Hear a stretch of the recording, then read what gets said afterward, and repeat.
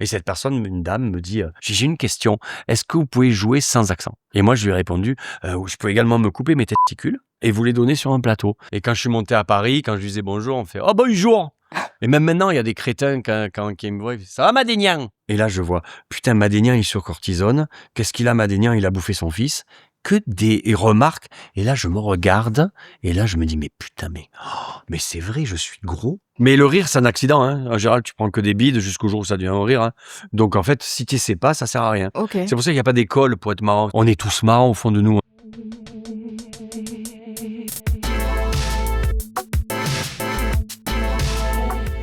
Bonjour et bienvenue dans En Bonne Voix, le podcast dédié au pouvoir des mots. Je m'appelle Rokhaya Diallo et j'ai créé Word, la première école de prise de parole en public. À ce micro, je reçois des personnalités qui ont fait de leur verbe et de leur voix des outils d'affirmation. Aujourd'hui, mon invité est Mathieu Madénian. Salut Mathieu. Salut. C'est une voix que vous connaissez et qui nous fait beaucoup rire, mais qui a aussi beaucoup de choses à raconter. Alors Mathieu, t'es comédien et humoriste.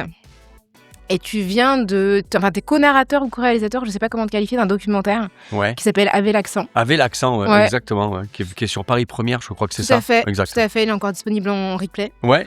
Voilà, et donc avec toi, on va évoquer de nombreux sujets, dont celui des accents. D'accord. Merci d'être d'accord, déjà, ça commence bien, voilà. Moi, ça va. Avant d'entrer dans le vif du sujet, un petit mot pour vous dire qu'avec mon école Word, j'ai créé une mini-formation disponible par email. Si vous souhaitez commencer à travailler votre parole dès maintenant, inscrivez-vous, le lien est en description. Alors, Mathieu, j'ai envie de te demander, pour commencer, donc t'es une voix publique, t'es humoriste, ça fait pas mal de choses avant. Est-ce qu'il y a un moment dans ta vie où t'as pris conscience de ta voix ? Est-ce que j'ai pris conscience de ma voix? C'est les autres qui te font... en fait, tu te vois dans le regard de l'autre en général. Et quand je suis monté à Paris, quand je lui disais bonjour, on fait « Oh, bonjour !» Et même maintenant, il y a des crétins qui me voient, ils disent « Ça va, Madénian ?» Ça veut dire qu'ils te parlent en imitant ce qu'ils pensent être ton accent. Oui, bah oui. C'est insupportable. Mais oui, c'est vraiment... Ça te permet de faire le tri des gens, en fait. Déjà, oui. Tu vois ce que je veux dire? Juste ça, quand quelqu'un me dit ça, je sais que toi, je te verrai plus jamais. C'est horrible. Et on te le fait beaucoup. Ouais. Ça va, Madénian? Oh putain! Mais c'est ta gueule. C'est insupportable. Ouais, ça, et c'est comme ça, quand j'étais minot, parce que moi, quand je vivais dans le sud, t'es baigné là-dedans, donc tu prends pas conscience de j'ai vu dans le regard des gens que j'avais un accent. Pour eux, alors que les Parisiens avaient un accent pour moi. Bah oui, et un accent très marqué. En fait, c'est un accent, l'accent parisien. On est tous l'accent de quelqu'un par définition. Forcément. Donc, Et donc, c'est quoi le choc de l'accent quand t'es venu à Paris? Comment ça s'est passé? Ben non, et en fait, moi, ça serait déplacé de dire que ça a été un handicap, parce que c'est grâce à ça que j'ai bossé dans Un gars, une fille. Parce que quand je suis monté à Paris, je connaissais quelqu'un qui bossait dans la prod d'Un gars, une fille, qui m'avait dit tu pourrais être figurant. Je fais une journée de figuration, et en partant, il y avait marqué casting taxi. Ok. Et je me dis putain, et je sais pas ce qui s'est passé, j'ai tapé, alors que je suis pas du tout là comme ça. Et là, j'ai ouvert la porte, et le mec dit ouais, je dis je viens pour le casting du taxi. Je dis mais vous êtes pas sur ma liste? Je dis non, mais il vous manque un accent dans cette série. Et le mec, il dit, pas con. Et il me fait passer le casting, il me dit, bah écoute, j'ai enregistré, je te tiens au courant. Et le soir, il me dit, bah rendez-vous à Place de l'Étoile, c'est toi qui fais le taxi. Et je me suis retrouvé à faire, tu regardes Un gars, une fille, t'as un mec qui fait bonjour, tu vas bien? Alors je l'ai augmenté aussi, parce que c'était une émission pas de, un peu, on poussait les curseurs, mais tu as toujours le même accent, t'as le chauffeur de taxi, le pilote de la montgolfière, le maître nageur à l'île Maurice, c'est toujours bonjour Jade, tu vas bien? C'est toujours pareil. C'est incroyable. Et à quel moment, comment à ce moment-là tu t'es dit que ton accent pouvait jouer en ta faveur? Parce que c'est fou d'aller voir quelqu'un en disant il vous manque un accent et penser que c'est... Parce que on fait des métiers où il faut sortir du lot.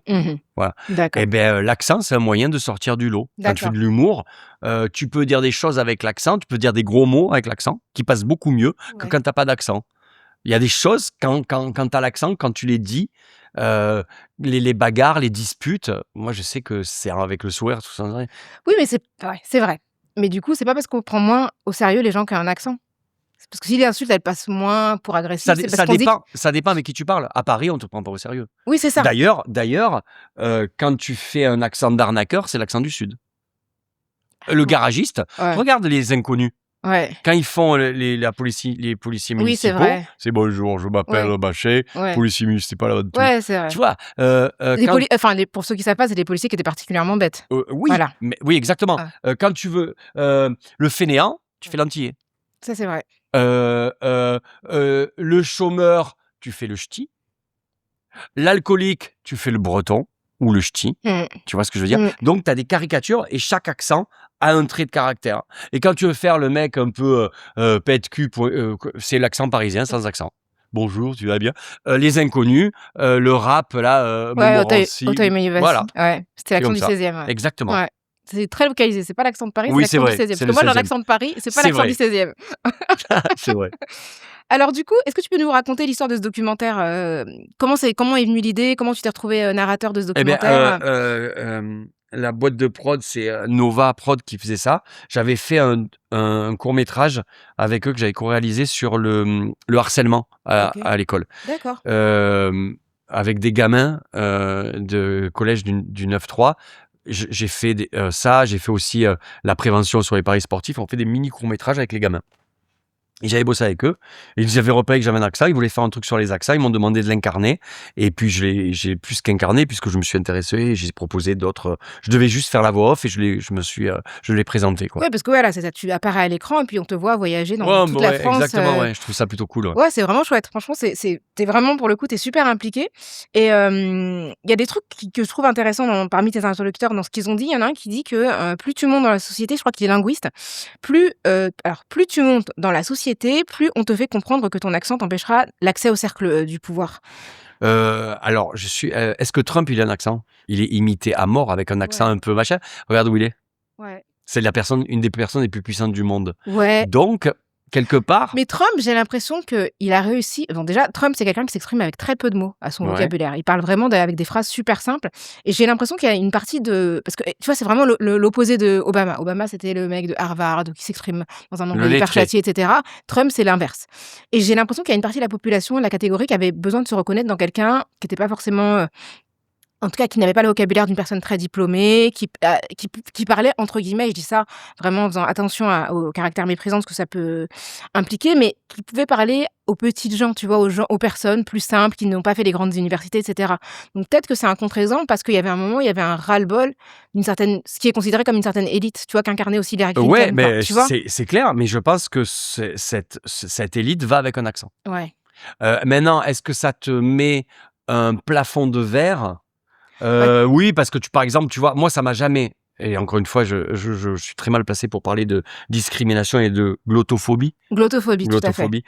Mais par exemple, il y a une histoire écoute la connerie, un avocat toulousain qui a pas pu aller plaider à Perpignan parce que les Perpignanais se foutaient de sa gueule. T'imagines que les Catalans, déjà, on a un accent, et tu t'auto-fous d'un mec à l'accent C'est toulousain. incroyable. Ouais, elle est vraie, cette histoire. Tu tapes sur Internet, glottophobie, avocat Toulouse, t'as un mec qui explique ça. Il devait plaider au TGI de Perpignan, et le juge et les autres se foutaient de sa gueule parce qu'il arrivait avec son accent du Gers, ou parce que t'as l'accent du Gers aussi, il était gersois, je crois. Mais ça paraît vraiment absurde. C'est comme ça, c'est comme... c'est du racisme basé sur la couleur de l'accent. Ouais, c'est vraiment. Mais tu vois, dans ton documentaire, tu parles de ces accents qui sont socialement connotés. Donc, tu vas à Marseille, évidemment, ça commence à Marseille. Tu vas dans le Nord, et donc là, on parle plutôt de l'accent ch'ti, mais aussi dans les banlieues populaires. Tu vas en Seine-Saint-Denis, notamment à Bondy. Est-ce que, enfin, tu vois, est-ce que tu peux me parler du stigmate que racontent les gens que tu as interviewés? Déjà, tu apprends que à Marseille, il y a autant d'accents marseillais que de Marseillais. Ouais, qu'il y a plusieurs Tu vois, accents. tu as l'accent, ils appellent ça l'accent racaille de Marseille. Tu vois, enfin, ça, c'est les gens qui n'ont pas l'accent racaille de Marseille, ils te disent, tiens, c'est l'accent. Il y a l'accent provençal. Ouais. Tu as l'accent toulonnais. Ouais. Tu vois, c'est pas le même truc, mais on est à côté, quoi. Ouais. C'est vraiment... C'est pas perceptible pour quelqu'un qui est extérieur. Non, impossible. Tu connais la ville de Sète? Ouais. T'as un patois à Sète. Ok. Ils sont 12. Mais ils ont leur langue. Tu vas vexer des gens comme ça. Non, mais je veux dire, mais je trouve ça super. Ouais. Parce que quelque part, Oui, ils auraient réussi à la préserver. t'as le mauvais côté de la communauté qui, moi, quelquefois, me fait flipper. Et le bon côté de la communauté, c'est que tu gardes des traditions. Ouais. Et donc, donc, quand tu te balades dans le sud, Narbonne, Béziers, tout ça, c'est des accents différents. Et des expressions différentes qui vont avec les accents. Donc, les stigmates, t'as des gamins qui voulaient passer le concours d'éloquence. Oui, c'est ça, Tu vois? c'était à Bondy, ça, dans Ouais, c'est ça, Seine-Saint-Denis, ouais. exactement. Et ils ont été obligés de modifier leur accent. Bah, c'est ça. En fait, ce que je trouve un peu, regrettable, c'est que finalement, tu as un accent qui est associé à une forme, d'incompétence ou de manque, d'insertion Et tu l'imposes pas. et en fait, ouais, tu peux pas l'imposer, tu es obligé de te conformer à autre chose Mais pour est-ce être que pris c'est au pas ça, sérieux. pour réussir aussi qu'il Dans faut tout le s'adapter temps. un petit peu? Oui, Eh mais en ben, fait ça passe par l'accent aussi. C'est malheureux, hein. oui, Je suis le c'est 1er. ça que je veux dire. Moi, C'est dans que mon métier, il y a plein de comédiens et comédiennes qui cassent leur accent. Tu as des cours on en oui, parle dans le documentaire. Moi, je l'ai gardé. Alors, tu vas me dire, est-ce que je devance ta question, est-ce que ça t'a handicapé? Je le saurai jamais. oui. Mon agent va pas me dire, tu l'as pas eu parce que tu avais l'accent. Mmh. Les mecs ont vu Mathieu Madénian, ils ont dit putain, ouais, mais pour ce personnage, l'accent, ça va paraître. Peut-être que j'ai loupé plein de rôles, mais j'en ai eu plein à cause de ça, Ouais, grâce ouais, à ça. ouais. Ouais, ouais. Donc, je peux comprendre ces gamins qui sont dans le 9-3, en galère, qui veulent monter dans la société et qui se trouvent avec leur accent qui les ramène parce que par rapport aux yeux d'autres personnes, ouais, le casser, ouais, c'est une Bah, solution. c'est ça, c'est qu'en fait, tu as un accent qui est moi, j'ai un accent, tu vois, de Paris, mais je me suis jamais posé la question parce que mon accent n'a jamais été considéré comme un accent, tu vois ce que je veux dire? Donc tu as des gens qui vont avoir Parce que besoin tu es resté sur Paris. oui, parce que j'ai toujours vécu à Va Paris. vivre à Marseille. Oui. Ce que je dis, oui, c'est Va vrai, à Marseille, c'est vrai. tu vas sur le Vieux-Port, tu vas à la crier, Ouais, tu verras ce qu'on va te tu dire. parles comme ça. Bonjour, je pourrais avoir ce Mais poisson. je vais souvent à Marseille. Mais non, mais on te fait la remarque ou pas? Non? Non, les gens sont gentils. Mais c'est pas être méchant. Oui. Non, mais je veux dire, je veux dire, moi, j'entends ton accent, j'ai pas besoin de te faire la remarque. Je sais que tu as un enfin, tu Oui, vois? mais je pense que des gens qui te connaissent pas Oui, à c'est vrai. Marseille, machin, ils vont Non, te non, mais sortir. c'est sûr. Oui, c'est sûr. Oui, peut-être qu'on me l'a fait et que j'ai pas remarqué. Mais ce que je veux dire, c'est que ça m'a pas handicapée, professionnellement. Non. Tu vois, dans ton documentaire, il y a un homme, qui parle des journalistes et en fait, il dit que quand tu as un accent, notamment du sud, on te propose, la météo, le sport ou la cuisine. Mais qu'en dehors de ça, quand tu fais une école de journalisme, on te demande justement de ce que tu disais, de casser ton accent pour pouvoir être pris au sérieux. Et c'est vrai que le seul journaliste politique que j'ai en tête qui a un accent, c'est Jean-Michel Apathy, tu Ouais. vois? C'est le seul Et il est caricaturé comme ça. mais qu'est-ce que tu penses justement de la manière dont on considère son accent et dont il est perçu? Bah, Tu vois? c'est-à-dire que quand tu demandes aux gens ce qu'ils pensent de lui, ils vont te limiter, ils vont pas te dire ce qu'ils pensent. Ouais, c'est l'accent qui re Je m'en fous de Apathy, je sais ouais, pas ce qu'il je c'est un te parle pas c'est de un bon de journaliste, son ouais. avis. C'est même devenu un éditorialiste puisqu'il donne son avis. Oui, Tu complètement. vois ce que je veux dire? Donc il a dépassé le cadre du journalisme et c'est là que c'est intéressant parce que il est caricaturé par rapport à ce qu'il dit, mais par rapport à la manière dont il le dit. Mmh. Et ça, c'est un peu con. Mais ouais, tu vois? Et c'est ça que je veux te dire, c'est que c'est difficile quand tu as un accent, qui n'est pas considéré comme neutre qu'on t'accorde le droit d'apporter une actualité neutre. C'est-à-dire que lui, il éditorialise, donc il fait des éditos qui sont très incarnés. Mais Ouais. s'il devait présenter les infos, il pourrait pas enfin, je pense que ça passerait pas, Non, tu vois? parce que je pense que, parce que on vit dans un État qui est comment on appelle ça? Centralisé à mort. Ouais, c'est ça. Donc c'est Hyper Paris, c'est Paris, ouais, c'est c'est ça. Paris. Quand tu veux faire de la comédie, tu vas à Paris. Quand tu veux réussir, tu vas à Paris. Et le système parisien t'impose ses règles parisiennes. Ces règles parisiennes, c'est euh, être habillé comme il faut être, parler de la manière dont et pas avoir d'accent. Mmh, Voilà, ouais. Enfin, avoir un accent parisien. voilà, c'est Pour avoir un nous, c'est un accent. accent parisien. Moi, quand Ouais. j'écoute des gens parler, c'est des accents. Mais pour eux, on est tous l'accent de quelqu'un de toute Ouais, manière. c'est ça. C'est Mais ça sauf qui est ouais. dingue. Et donc, ce que je trouve intéressant aussi, c'est que parmi les jeunes, notamment, que tu es allé voir dans les quartiers populaires en Seine-Saint-Denis, il y en a qui switchent aussi. C'est-à-dire qu'ils s'expriment d'une certaine manière quand ils sont entre amis et qui vont, ce qu'on appelle le code switching en anglais, qui vont changer d'accent quand ils vont s'exprimer devant des employeurs, des Ouais. recruteurs, etc., etc. C'est le même système que les gens qui trafiquent leur nom sur les CV. Ouais, c'est la même chose. C'est souvent les mêmes, Et je d'ailleurs. sais pas si c'est malheureux ou pas parce que je vais pas juger parce que je suis pas dans leur. Moi, j'ai déjà une chance, Ouais, c'est mais c'est que une charge mentale, en fait. Je trouve que c'est lourd. oui, Ouais. Non? mais encore une fois, c'est facile de dire c'est malheureux de faire ça. Ouais. Mais moi, On n'a pas j'ai le jamais eu choix. de problème d'intégration. Ces gamins, je les ai interviewés, mais je bosse quand je fais des petits courts-métrages avec des gamins en difficulté. Qu'est-ce que tu vas leur dire de garde ton accent? Non, Mais bien non. sûr que non. Donc Et c'est compliqué. Mmh. Je suis pas là pour juger ces gens. Mmh. Je trouve ça triste, mais pas eux. C'est Oui, pas eux. C'est la société. C'est la société qui Ouais, qui t'oblige à n'accepte faire pas, en ça. fait, Ouais, cette, exactement. ouais. Alors, tu es allé à Seuilly, en Touraine, qui est l'endroit où on considère qu'il y a le français le plus neutre. Ouais, où il y a pas de comment dire? Il y a pas de tu sais, c'est ce genre de truc où il y a pas d'accent. Mais j'ai jamais compris. Ce Mmh. mec-là, quand il parlait, je me suis dit comment? Est-ce qu'il y a un curseur qui permet de manière totalement objective de dire qu'il y a pas d'accent? Les Tourangeaux ont pas d'accent. Je suis désolé. Tu prends. Je sais pas. Je suis pas sûr du. Ça c'était parti que je sais pas sûr. Ouais. Et t'as pensé aller dans les Outre-mer ou il n'y a pas le budget peut-être? Je sais pas. Non, parce qu'il fallait tourner ça très vite. Ah, ok. Moi, j'aurais aimé aller. Par exemple, demander à des ch'tis. Alors, on va me dire oui, ce qu'ils pensaient du film Les Tuches. Ah, ok, ouais. Ouais, ça va être intéressant.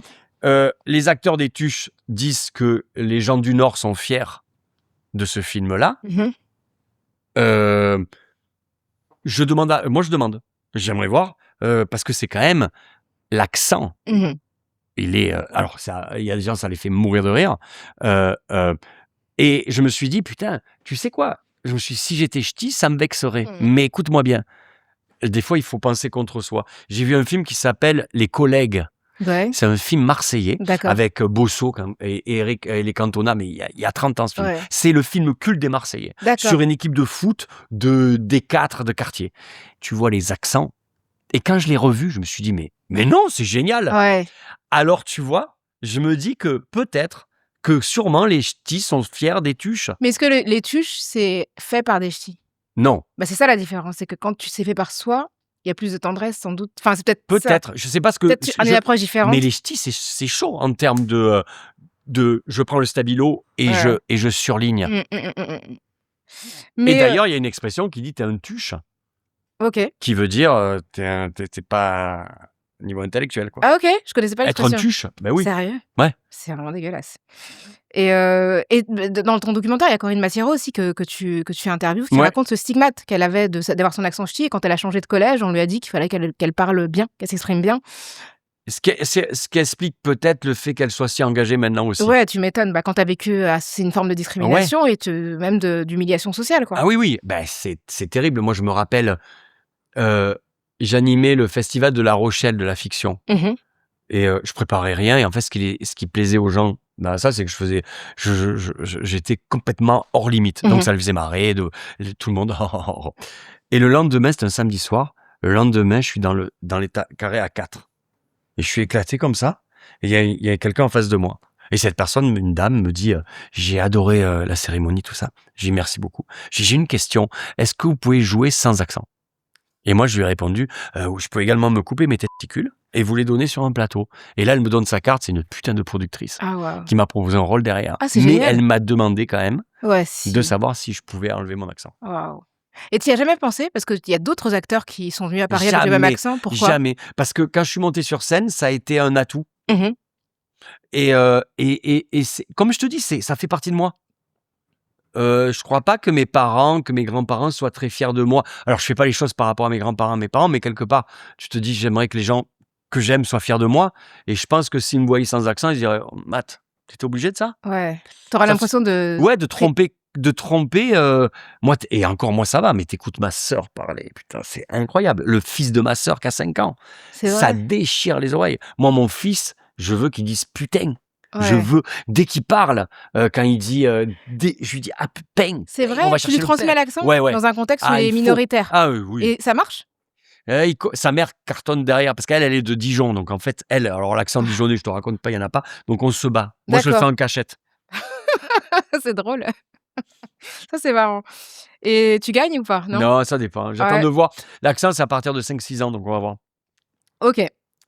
Alors, petite pause. Si vous voulez creuser la question de la prise de parole au-delà de cet épisode, sachez que l'École Word est le programme d'accompagnement que j'ai conçu. Vous pouvez réserver un appel pour en discuter plus amplement en cliquant sur le lien qui est dans la description. Alors, je voulais revenir aussi sur ton parcours qui est quand même assez particulier. Mathieu, tu es avocat à la base. Ouais, criminologue. Ok. Ouais. Alors, raconte-moi, c'est quoi? Comment t'es arrivé là? Comment j'ai fait ça? Criminologue, tu fais 4 ans de droit, 2 ans à l'école d'avocat. Ensuite, tu fais 3 ans de criminaux. Donc, je fais mes 3 ans. Okay. Et ensuite, je me suis accordé une année sabbatique. Et cette année, elle dure depuis 25 ans maintenant. Ok, mais pourquoi tu as choisi la criminologie? Parce qu'à mon époque, tu avais 2 films qui ont marqué ma génération.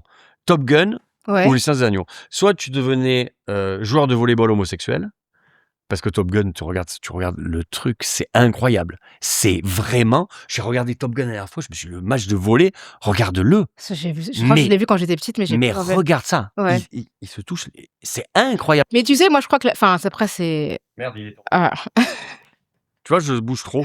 Tu bouges beaucoup. Et sinon, Non, mais attends, j'allais dire un truc. Moi, je pense que l'amitié masculine, elle est très homo-érotique de manière générale. je suis d'accord avec Que toi. les hommes, ils assument pas, mais que voilà. Et ben Il y a un ça... livre de Léane Alestra qui s'appelle Les hommes hétérosexuels le sont-ils vraiment? Je pense qu'elle en dit. Ouais. Ah ouais? Ouais. Ah ben ça, je vais bien le lire, ça. C'est comme le rugby. Oui, non, mais à un Non, moment mais donné, laisse tomber. assumez. C'est assumer une Voilà. mêlée. Une Voilà. mêlée de rugby, Ouais, c'est un oui. mec qui met sa tête et qui pousse. C'est pas Dans possible. n'importe quel contexte, ça ne marche pas. Tu peux C'est-à-dire, pas dire à tu sors du ton terrain. pote, tu veux pas mettre ta tête entre mes cuisses? Mais pourquoi c'est 15h? On est à Bastille. Non, mais vas-y, ça n'a pas de sens. Et sinon, t'avais le Silence des agneaux qui a été pour ma génération une révolution. Mhm. Et je me suis dit, je veux faire ça. Qu'est-ce que c'est un tueur en série? Ok. Pourquoi tout ça? Et je me suis passionné par le phénomène criminologie. Ouais. Et donc voilà, j'ai pas Waouh. arrêté. Et t'as travaillé comme avocat? Non, j'ai arrêté mes études. Enfin, en fait, je suis passé directement en criminaux. Ok, Donc ok, j'ai ok. fait de la T'as fait psychiatrie criminelle, de la médecine légale, tout incroyable. ça et tout. Et ça te sert aujourd'hui ou? Ça me sert pas. En fait, comment te dire? Et on n'a pas qu'une passion dans la vie. Ça veut dire que le droit m'interroge encore. La plupart de mes potes sont des grands avocats. Ok. Il y a des grands juges, tu vois, et je suis leur procès. Ça D'accord. m'intéresse. Ok. Ouais. Moi, j'en ai un pote dans le sud qui est avocat, qui défend des causes incroyables. Et c'est intéressant de voir comment il les défend. D'accord. Et tu t'imagines y revenir ou pas? C'est mort maintenant, parce qu'il faut Ouais, quand même avoir un minimum ouais. de sérieux.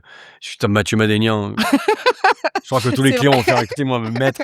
Je crois que c'est mort. Tu prends des cas aussi graves, Oui, t'attends. oui. Je suis quand même, vous n'allez pas m'occuper de mon fils. Mais non, y revenir, non, mais ça fait partie. Ça m'a appris le boulot, en fait. Ouais. Parce que c'est beaucoup de taf, en fait. Et quand tu fais de la scène, c'est que du travail. Le talent, il y a très peu il y a 5% de talent, le reste, c'est du 95% de boulot. Et à propos d'avocats, quand on préparait l'épisode, tu m'as raconté une anecdote sur les avocats du Sud qui se faisaient remplacer quand ils devaient plaider à Paris. Ben parce qu'en fait, dans le sud, t'as le jugement de première instance. Mhm. Donc dans toutes les villes, tu as un tribunal de grande instance, Perpignan, Toulon, Narbonne, Béziers, Auch, t'imagines, Mende, Rodez. Et ensuite, si le mec fait appel, ou ici un appel, il est interjeté dans la capitale de la région. Mhm. Ou alors c'est délocalisé à Paris. Et dans ce cas-là, les avocats devraient suivre l'affaire. Mhm. Mais le problème, question de crédibilité, quand tu as un accent comme ça, quand tu plaides à Perpignan, ça va. Mais quand tu remontes à Paris, imagine le juge. C'est vraiment dégueulasse. Donc, en ouais. fait, tu appelles un confrère qui va reprendre l'affaire. En fait, c'est comme c'est un interprète en fait de ton travail. Oui, c'est ça, votre il avocat. reprend l'affaire. C'est parce que tu penses à ton client. Ouais. Mais c'est super violent. Hein. Ah, ça veut dire que ce que tu es, en fait, se résume à la manière dont tu le dis et pas ce que tu dis. Mm. Mais c'est triste. Ouais, c'est vraiment triste. Et il n'y a pas un travail. Mais attends, je te sors un exemple. Regarde Manon des Sources. Ouais. Manon, je t'aime d'amour. Normalement, quand tu regardes l'histoire, c'est une des plus belles déclarations d'amour. C'est un mec qui Daniel Auteuil, il se met l'œillet, il se le cou, il se pend pour une meuf. Enfin, l'histoire d'amour, elle est belle. Eh bien, en fait, dans l'inconscient, c'est « Oh, Manon, je t'aime d'amour ». On se fout de sa gueule. C'est vrai. Les gens, ils ont gardé que « Oh, Manon, je t'aime d'amour ». C'est vrai. C'est vrai, alors que putain, ça s'arrête pas là. C'est une putain d'histoire. C'est 2 films incroyables, Jean de Forêt, Manon des Sources, ça veut dire des trucs. Non, on résume à Manon, je t'aime d'amour. Mais c'est comme si l'accent, en fait, c'était un filtre qui permettait plus de comprendre ni l'émotion, ni le sérieux. Oui, parce que t'as moins de... C'est la crédibilité de la manière... Tu sais, le verbe, il est important. Hein. Regarde le pouvoir des réseaux sociaux, la manière de s'exprimer. Et ben dans la manière de s'exprimer, il y a la façon dont avec l'accent que tu mets dedans, quoi. Et comment t'es venu à l'humour, toi, alors? Tout simplement parce que j'habitais dans le sud de la France et en fait j'avais mes examens en juin. C'est vrai que tout l'été je pouvais partir dans les villages de vacances à côté de chez moi et j'animais des karaokés, je faisais des sketchs et j'adorais monter sur scène. J'avais 2-3 mois tranquilles où je faisais la fête, où j'avais un micro. Donc j'aimais faire 2 choses à la fois, quoi, en fait. Et à quel moment t'as décidé vraiment de t'y consacrer à 100%? C'est venu progressivement ou ça s'est... Quand j'ai dû mettre ma plaque. Il y a un moment dans ta vie où où tu recules et tu peux gagner du temps encore. C'est comme au foot, je garde la balle. À un moment donné, il faut marquer le but. Et ben ça a monté, je me suis dit, allez, faut que je déçoive des gens. Wow. Faut que je déçoive des gens. Donc j'ai dit à mes parents, ben voilà, je me casse. Je la mets pas à la plaque. Et là, ça a été, les 2 premières années étaient super compliquées. Après, ça allait. Après, quand mon père, il a vu Madénian en générique, quand il a vu un Arménien, il s'est dit, boum, c'est bon, il a réussi. Et l'humour, c'est une forme d'expression particulière quand même. Tu dis que c'est énormément de travail. Parce que, tu vois, t'as jamais de garantie en termes de résultats. Ouais. Comment tu t'engages dans justement cette création humoristique? Tu sais jamais de quelle manière est-ce que tu vas réussir à faire rire les gens? C'est quand même une mise en danger Mais le rire, c'est un permanente. accident. Hein. En général, tu prends que des bides jusqu'au jour où ça devient un rire. Hein. Donc, en fait, si tu sais pas, ça sert à rien. Ok. C'est pour ça qu'il n'y a pas d'école pour être marrant. C'est des conneries. Il n'y a rien de plus. Moi, ce qui me nerve, dès que je vois des pauvres gars payer des 1000 et des 100 pour faire des cours d'humour. T'es marrant ou t'es pas marrant, c'est dans les os. Et après, tu le cultives. D'accord. T'as toujours été marrant? On est tous marrants. Toi, t'es marrant avec tes amis ou pas. Enfin, je veux dire, on a le public. C'est juste la différence du nombre de personnes que tu fais marrer. Mais on est tous marrants au fond de nous. On a toujours. Même Trump, il essaie de faire marrer. Ouais. Mais c'est ça à la base. C'est le seul point commun qu'on ait tous, c'est essayer de faire marrer. Et ensuite, c'est la manière dont tu vas y arriver. Et des fois ça marche et des fois ça marche pas. D'accord. Des fois tu as une super bonne idée et tu n'arrives pas à faire en sorte que ça devienne des rires. Et ça devient juste un avis. Sauf que nous, on n'est pas là pour donner notre avis, on est là pour faire du rire. Et qu'est-ce que je voulais dire? Mais toi, du coup, tu dis que c'est beaucoup d'échecs avant d'arriver à la bonne vanne. Comment tu t'exerces? Comment tu es sûr à un moment donné que tu dois y Là, aller? regarde, on est dans un comedy club. Ouais. C'est sur scène. Tu testes tout le temps. Et Ouais, c'est pas tout ça. et t'arrives à en termes d'ego, c'est pas difficile? De pas réussir parfois? Tu vois? Ça va. Quand j'étais minot, ça devait me faire c'était un peu relou. J'ai 50 ans. Hein. C'est pas très grave. Et puis, tu as des techniques de te dire, bah, c'est pas marrant là, ça sera marrant la prochaine fois. Des fois, tu rentres chez toi, tu t'es pris un coup dans le bide, mais bon, c'est pas grave. Ok. C'est que des blagues et si ça fonctionne pas, c'est pas très grave en fait. Non, mais c'est quand même un exercice particulier, quoi, parce que tu accèdes aux émotions des gens et les faisant rire en même temps. Enfin, tu vois, c'est pas parce que faire rire dans son environnement, oui, et puis il y a des gens qui aiment plus ou moins ça, mais aller chercher un public que tu connais pas, mais essayer de mobiliser toute une salle pour qu'elle soit en synchro sur. Mais si tu viens, il faut pas obligatoirement qu'elle soit en synchro. Hein. Ok. C'est marrant d'avoir des gens qui sont pas d'accord avec toi. D'accord. Et tu le vis comment, toi? Tu le vois comment déjà? Mais le but du jeu, c'est pas, tu vas pas changer les gens. Les gens qui rentrent dans ta salle, s'ils votent droite ou gauche, ils en sortiront. S'ils défendent des Patrick Bruel ou Richard Berry, ils sortiront, ils se diront la même chose en sortant. Ouais. Sauf que là où c'est marrant, c'est que tu arrives à les faire marrer en prenant des arguments qui vont contre eux et ça les fait quand même marrer. D'accord. Il faut raconter des trucs qui te tiennent. Si tu montes sur scène pour défendre des choses qui te dépassent, que tu comprends pas ou j'ai jamais été un gros. Je suis pas politisé à mort, mais il y a des choses qui me tiennent à cœur. Et même quand je suis pas marrant, j'arrive à les faire sourire. D'accord. Parce que quand tu mets le cœur, le décalage, la blague, il suffit de décaler juste un peu, hein, et boum. Donc il y a un facteur authenticité quand même qui joue énormément dans. T'es obligé. Ouais. Je disais, je trouvais pas la blague de. J'ai un truc qui me tuait, c'était dans les violences faites aux femmes, viol, agression sexuelle, tu vois des mecs choper 15, 20, 40, 80 témoignages, Jérémy. Et de l'autre côté, moi je suis juriste, t'as la présomption d'innocence. Ouais. Donc c'est compliqué d'avoir d'un côté les témoignages, et oui, on vous écoute et on vous croit, et de l'autre côté, la présomption d'innocence. Ouais. Parce que si tu dis on vous croit, l'avocat il disparaît. Si on vous croit, il n'y a plus besoin d'avocat. Et donc, moi, ça, et c'est au milieu que ça m'intéresse. Et bien, les gens disaient, j'ai ça sur scène et j'ai trouvé je disais, moi, au bout de 20 témoignages, je te crois. C'est toi. Parce que, non, mais c'est con. Ça fait beaucoup, ouais. Et je disais, parce que quand je choisis un restaurant sur TripAdvisor et qu'il y a 20 avis négatifs, ben, j'y vais pas. Et pourquoi? Non, mais voilà. C'est vrai. Tu vois? Et là, les gens rient. Ouais. Et je me dis, putain, ouais, c'est ça, en fait. Ouais.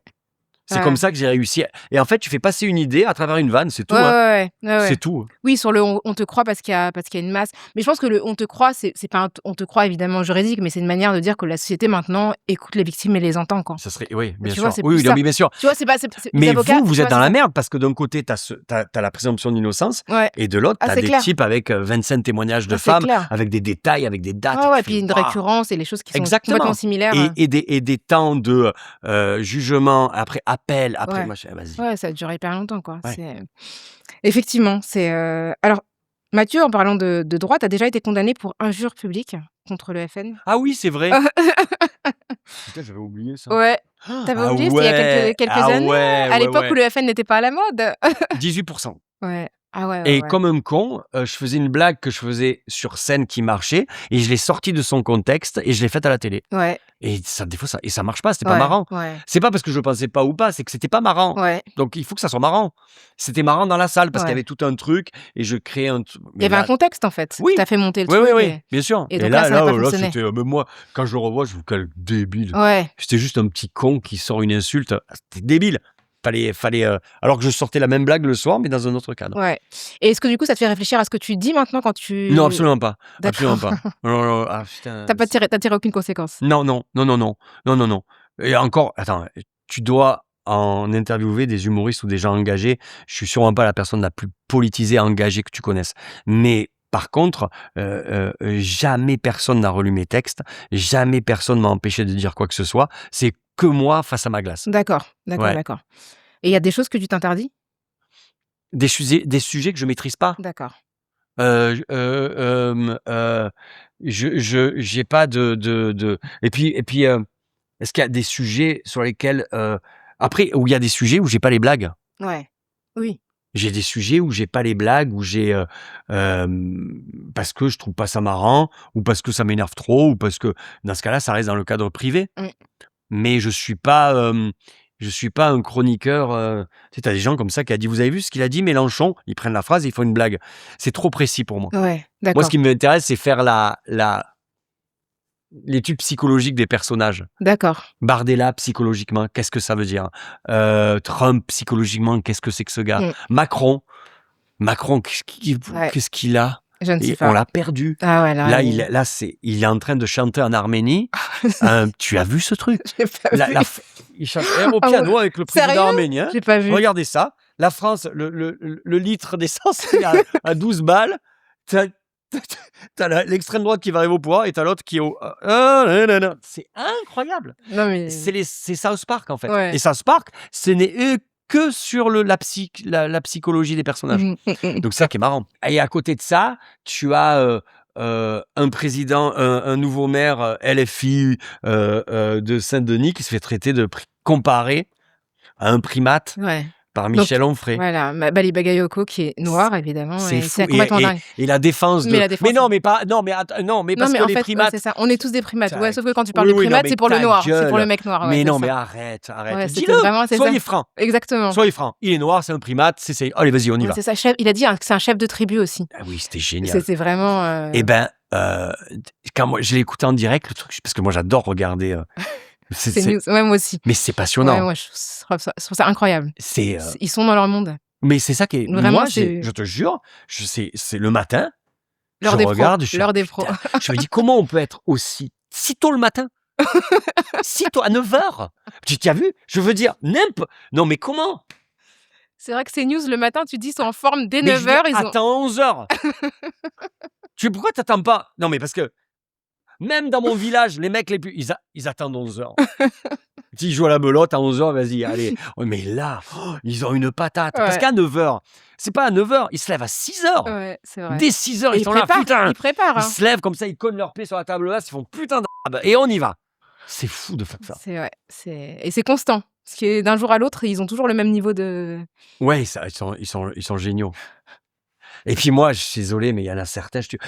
Pascal Praud, moi je l'ai connu quand il était journaliste sportif. Ouais. Je peux pas le prendre au sérieux. Ah, je sais qui tu es. Je t'ai vu tapis. Je l'ai vu te mettre une baffe. Giflé, ouais. Je l'ai vu. Alors c'est pas bien ou pas, mais je l'ai vu. Bah, rétrospectivement, je pense que c'était pas usurpé. mais cette chaîne-là, elle me passionne. Elle est incroyable. Moi aussi, je regarde. J'aime bien. Ah, De mais faire des je, petites, je, des petites je- sessions CNews, là. c'est super. Mm. T'as la guerre, t'as des trucs incroyables, et non, ils vont sur une espèce de... Sur Oh, la multiplication des kebabs. putain, ils sont géniaux. Non, mais c'est bien d'arriver à garder le cap, hein, c'est aussi Comment il s'appelle, leur journaliste qui est allé là et qui n'était pas du tout formé? Ah, de Frontières, là, qui est Ouais. allé c'était C'était rigolo. Non, mais moi, je suis pas journaliste, mais même je l'ai vu, moi. oui, Je me suis dit, oh, bon attends, là, c'est le caméraman qui est passé derrière. Et le mec, on lui a dit, viens, tiens, là. Qu'est-ce que c'était c'était rigolo. comique. Mais oui, Vraiment, c'est c'était comique. vraiment drôle. Mais ils ont... alors, par contre, ils sont marrants. Et je te jure que des fois, il y a des bonnes vannes. Et des Ah. fois, je leur je fais, putain. Ils ont un côté, bar du commerce. Ouais. Et les bars du commerce, Ouais, en bah, général, c'est ça que quand c'est tu des regardes, tu fais, OK, ouais, ouais. toujours quelqu'un qui a une punchline, Putain, mais de l'espace. c'est marrant. Donc tu as des loisirs, Ah, mais passionnants. moi, j'ai BFM pour savoir ce qui se passe vraiment et CNews pour savoir quand c'est que c'est incroyable.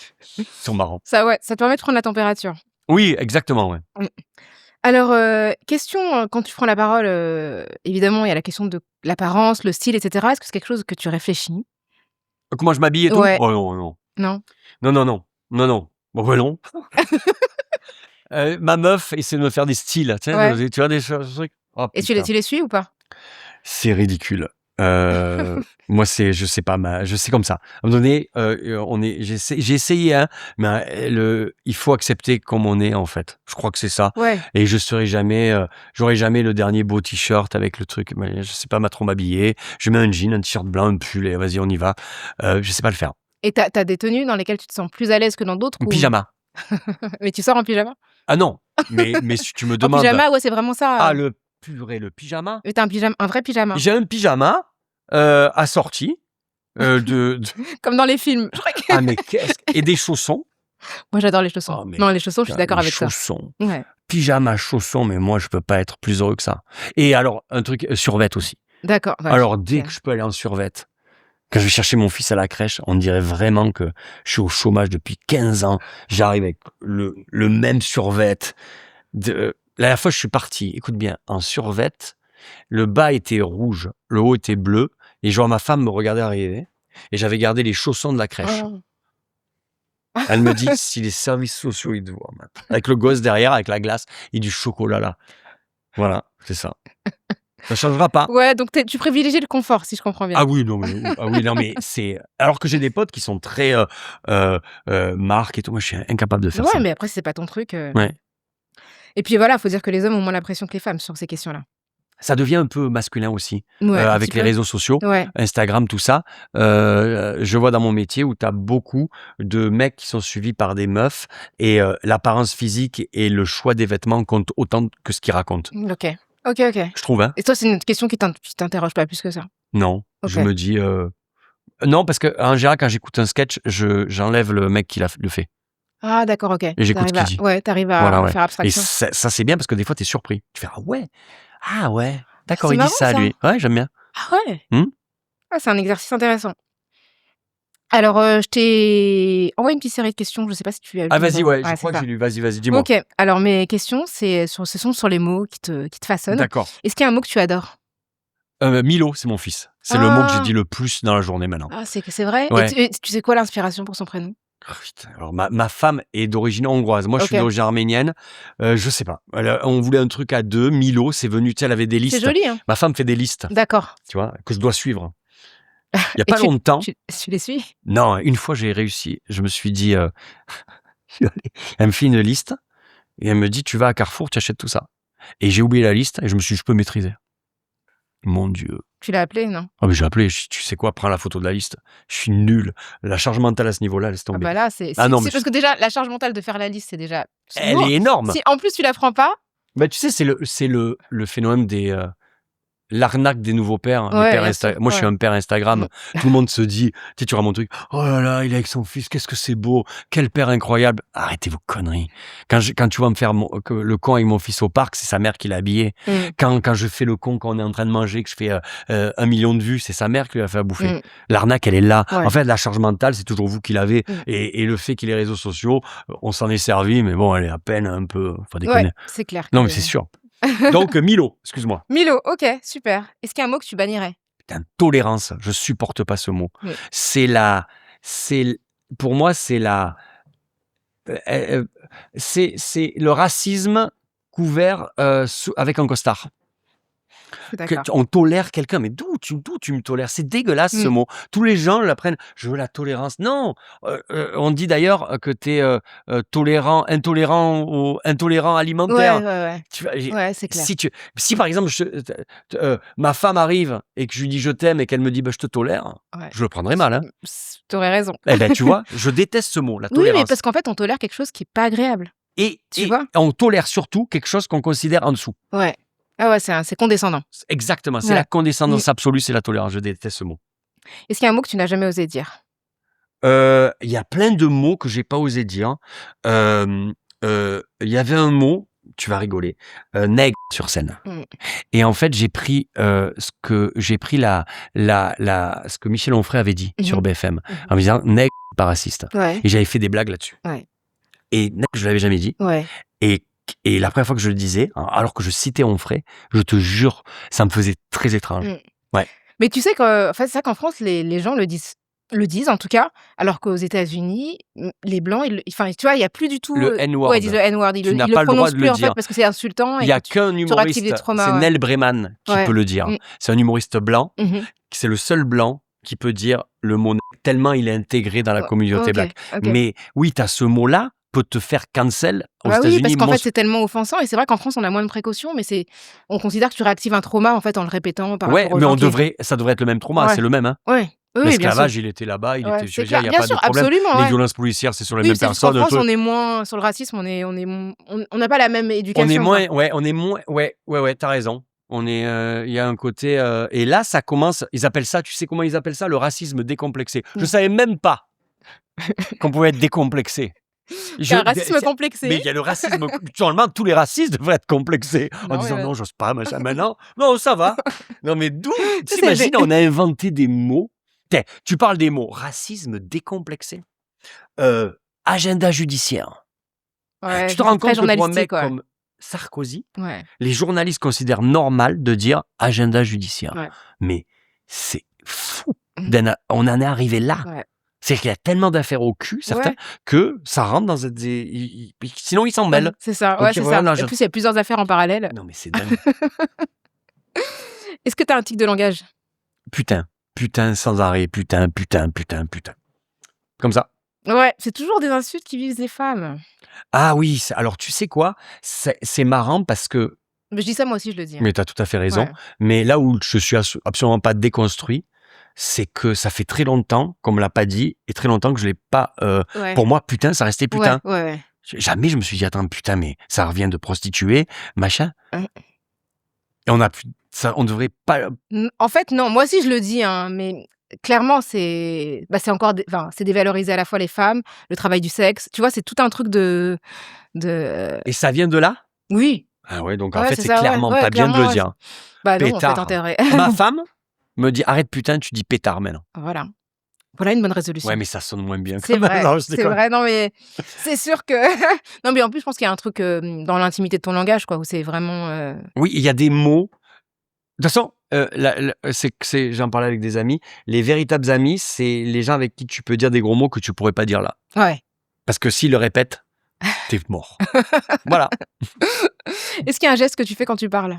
Je me touche beaucoup le nez. Okay. J'ai un tic là de me tirer les poils de nez. Alors c'est dégueulasse, mais j'ai ce truc-là. J'ai toujours peur parce que je suis à un âge où, regarde les oreilles, je ressemble, tu sais, à ces immeubles dans les films de zombies qui sont rattrapés par la végétation. Et donc, j'ai toujours peur qu'il y ait des poils, tu vois. Et donc, je suis toujours en train de regarder. Ouais, des fois qu'ils poussent pendant l'interview. Mais oui, c'est ça. Que je ne retrouve pas après. Oh merde. Donc, t'as une pilosité très dynamique. Oh là là, laisse tomber. Est-ce qu'il y a une citation qui t'accompagne ou qui te définit? Il y avait ma grand-mère qui me disait le bonheur, c'est de le chercher. Oh, c'est beau. Ouais. Et mon père qui me disait ne frappe jamais un homme à terre parce qu'il peut se relever. Oh. Proverbe de lâche. Ah ouais. Mais ma grand-mère me disait le bonheur, c'est de chercher en fait. C'est très beau. Une fois que tu l'as, en fait, tu t'aperçois que... En fait, c'est Mano Solo qui disait que ce qui compte, c'est le combat, c'est pas l'issue. Mais en fait, c'est tout ce mélange-là de ce qui compte, c'est le chemin, c'est pas où tu y arrives en fait. Très juste. Est-ce qu'il y a un discours qui t'a marqué? Tu sais quoi? C'est, je vais faire le gros mec de base. Il y a tous les films de Al Pacino, à la fin, il y a toujours un monologue. Mmh. Ok? Donc, tu as le monologue de L'Enfer du dimanche. Ouais. Mmh. Mais moi, le monologue qui m'a marqué d'Al Pacino, c'était Le temps d'un week-end. Le seul film pour lequel il ait eu l'Oscar du second meilleur rôle, parce qu'il n'a jamais eu D'accord. d'Oscar. Eh bien, il joue le rôle de mec aveugle qui, qui a perdu la vue parce que je vous laisse découvrir le film. Et à la fin, il défend un jeune étudiant. C'est génial. Et là où tu vois la force d'Al Pacino dans ce film, c'est que quand il joue l'aveugle, mais sans lunettes. D'accord. C'est-à-dire qu'en fait, un aveugle sans lunettes, il fixe pas. Mais c'est super dur de faire ça. Oui, quand tu vois, oui. Oh, parce que tu t'arrêtes. Et Non. bien lui, il y arrive. C'est incroyable ce film. Le temps D'accord. d'un week-end. D'accord, ok. Génial. Ok. Je note. Est-ce que tu as une voix préférée en fiction? Je crois que c'est, que je dis pas de conneries, la voix de Clint Eastwood dans les westerns spaghetti de Sergio Leone. D'accord. C'est très précis. Ouais. Ah ouais. J'ai été élevé à ça et j'adore cette voix. Ouais. Et il y a une voix que tu supportes pas, qu'elle soit connue ou non? La mère dans Peppa Pig. Ok. Parce que mon fils aura Peppa Ouais, Pig c'est et ça. la mère, Tu peux- elle est insupportable. Ok. Je peux pas l'encadrer. En plus, c'est au milieu, c'est insupportable. Est-ce qu'il y a un mot qui t'a blessé? Alors, c'est bizarre parce qu'on m'a dit que j'étais gros. En fait, c'est pas parce que tu peux être gros et être bien, mais c'est pas ça. En fait, c'était que quand le petit, il est né en juillet, il y a 3 ans. J'ai le temps, je vous fais chier dans Non, mes histoires, c'est cool. non. Et au mois d'août, j'enregistre une émission à Cannes, le Cannes Comedy Club pour TF1. Et que c'est diffusé en septembre. L'émission passe et j'avais fait un bon passage sur Éric Zemmour, parce que j'étais content. Ouais. Et je me regarde jamais à la télé. Mais là, je me suis dit, putain, je vais quand même me regarder, parce que je suis content. Je me regarde comme ça. Et je trouve ça bien. Enfin, je me dis, ah putain, c'est un peu la grossette. Et je dis, tiens, et le dernier truc à faire, c'est regarder les commentaires sur Jamais. Twitter. Mais je me suis dit, je vais me faire défoncer par tous les racistes, les machins. Et là, j'allume. Et là, je vois, putain, Madénian, il est sur cortisone. Qu'est-ce qu'il a, Madénian? Il a bouffé son fils. Que des non. remarques. Et là, je me Ton physique, regarde. c'est horrible. Et là, je me dis, mais putain, mais c'est vrai, je suis gros. Je suis monté me peser. Et en fait, je faisais une couvade. C'est pas vrai. Ouais. J'ai pris 7 kilos. Oh, waouh. Et je me suis pesé, je faisais 82, alors que je fais que 75. Et ça, la dernière fois où je me suis dit, oh, merde. Heureusement que mes haters étaient là Ouais, pour c'est me ça, dire, pour- mais tu voyais comme j'ai pris 7 Mais kilos. c'est- Et tu t'en étais pas rendu compte? Non.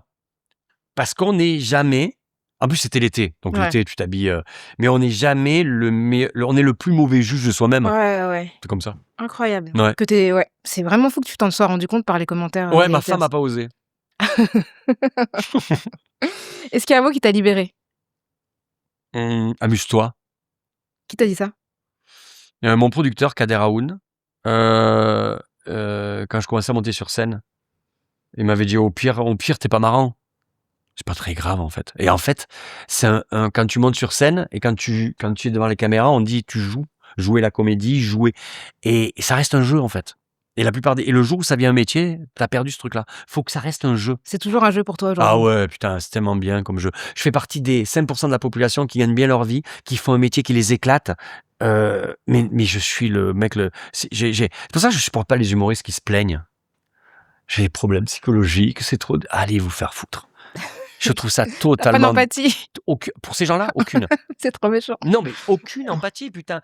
Parce que tu as le droit d'être malheureux, Oui. mais tu n'as pas le droit de le dire, sachant que des personnes qui sont 10 fois, 20 fois plus dans la mouise que toi te regardent. C'est un côté qui est déplacé pour moi. Après, j'ai tort, j'ai pas tort, c'est pas très grave. Hein. Non, mais c'est intéressant. Mais que je tu considères supporte pas. ouais. Est-ce que il y a une phrase que tu te répètes avant d'agir? Une phrase que je me répète avant d'agir. Je me vois dans la glace. Je ne regrette rien. Si jamais tu l'assumes, c'est pas très grave en fait. Tant que tu l'assumes, tu pourras le défendre. D'accord. Après, si tu vas dans des chemins un peu bizarres, ça va être compliqué pour toi de l'assumer avec des gens en face de toi qui vont te rendre le contradictoire. Mais en général, assume. Est-ce qu'il y a une insulte que tu trouves belle ou drôle? La con de ta mère. Toujours les mères. Mais ouais, mais celle-là, elle est pure marseillaise. Même con, c'est. La con de... Même ça aussi. Ouais. Tu vois, mais moi, je vais au stade Vélodrome. Parce que je te dis, Oui. Donc ça, tu la trouves belle ou drôle, cette insulte?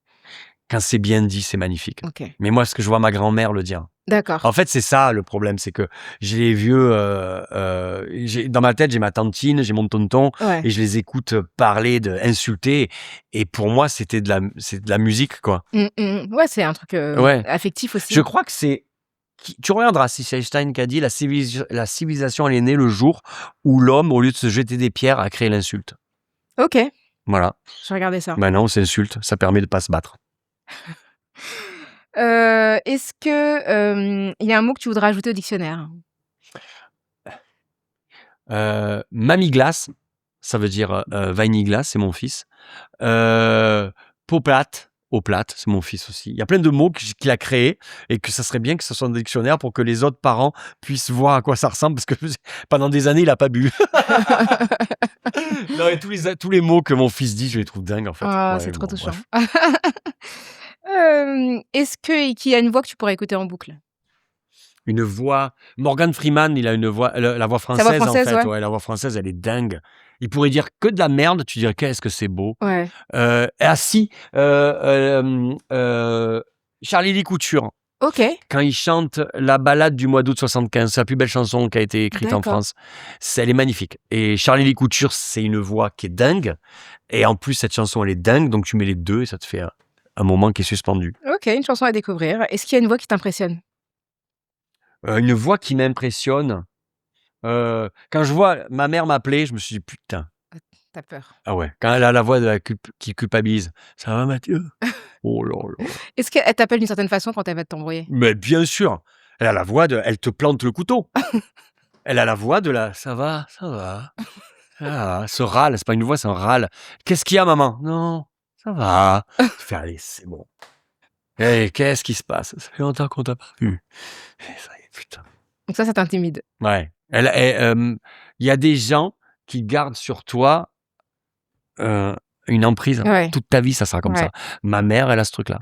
Ma mère, elle peut dire un mot, je suis dedans. Et tu peux aller voir les psys que tu veux.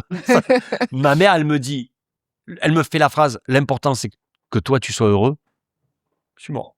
Ça veut dire que je suis égoïste, elle est malheureuse, je m'occupe pas d'elle. On est mort. Tout est dans l'implicite. Tout est... Ah mais laisse tomber. Ah, c'est trop bien. On va en finir sur ta maman. J'espère que t'as pas d'appel en absence. Là? Non, là je vais pour les anniversaires, je descends, alors ils sont contents. Bon, ça va. Alors, c'est la fin de cet épisode, Mathieu. Merci beaucoup. Merci, ça allait? Ouais, bah c'était super. Bon, C'était cool. trop bien. Bah, D'ailleurs, moi, je me suis bien amusé. on va te retrouver après pour une petite partie 2 de l'émission. Donc voilà, c'est pas tout à fait fini, mais D'accord. pour cette fois-ci, c'est fini. Alors, Mathieu, où est-ce qu'on peut te voir? Là, je suis en tournée. Je vais bientôt rejouer au solo Ok. ici, et puis je fais un Olympia. Donc 30 avril 2027, Ouais. tu seras à l'Olympia. Et en attendant, donc tu reviens au solo à Paris. Oui, je vais revenir et je repars en tournée de janvier à avril l'année prochaine. Eh ben écoute, merci beaucoup Mathieu, merci à vous de nous avoir écoutés. En Bonne Voix est disponible en audio sur toutes les plateformes et en vidéo sur YouTube. Cherchez En Bonne Voix avec un X et pensez à vous abonner s'il vous plaît.